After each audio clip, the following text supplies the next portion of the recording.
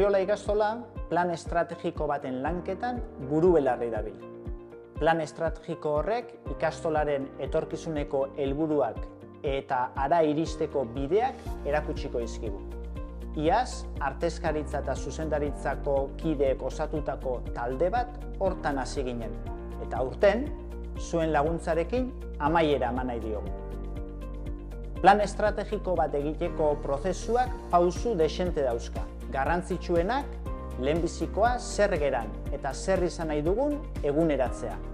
Segidan, ikastola bera eta haren ingurua aztertuz diagnostiko bat egitea.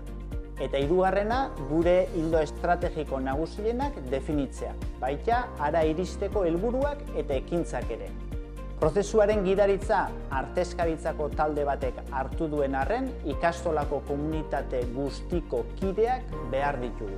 Ikasle, guraso zein langileak.